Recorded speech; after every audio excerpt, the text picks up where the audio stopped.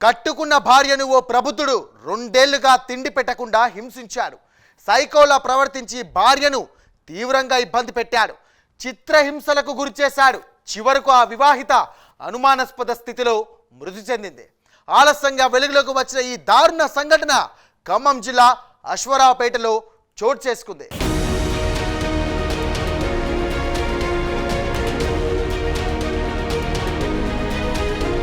ఖమ్మం జిల్లా కల్లూరు మండలం ముచ్చవరం పంచాయతీ పరిధిలో విశ్వనాథపురానికి చెందిన లక్ష్మీ ప్రసన్నను అదే మండలం ఖాన్పేట వాసి పూల నరేష్ బాబుకిచ్చి 2015లో వివాహం జరిపించారు. 9 ఏళ్ల క్రితం వారికి కుమార్తె పుట్టింది. తర్వాత నరేష్ బాబు 6 ఏళ్ల పాటు భార్యతో కలిసి అత్తగారింట్లోనే ఉన్నాడు. 3 ఏళ్ల తర్వాత భార్య బిడ్డలతో కలిసి అశ్వరావుపేటకొచ్చి అక్కా బావల ఇంట్లో ఉంటున్నారు.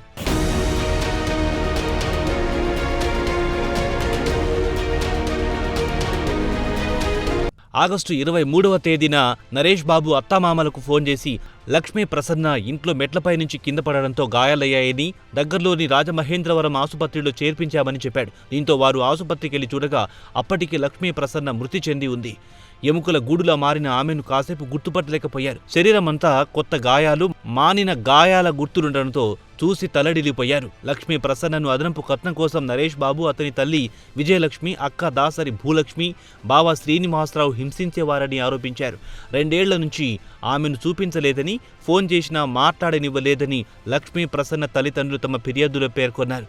తాము వారింటికి వెళ్లినా ఊర్లో లేదని ఏవేవో కారణాలు చెప్పి పంపించేవారని తల్లిదండ్రులు గుర్తు చేస్తున్నారు. ఆమెను గృహ నిర్బంధం చేసి ఆహారం పెట్టకుండా చంపేశారని లక్ష్మీ ప్రసన్న తల్లిదండ్రులు తమ ఆవేదనను వ్యక్తం చేస్తున్నారు. మృతురాలి తండ్రి ఇచ్చిన ఫిర్యాదు మేరకు అనుమానాస్పద మృతి కింద కేసు నమోదు చేసి దర్యాప్తు చేస్తున్నట్టు ఎస్ఐ తెలిపారు.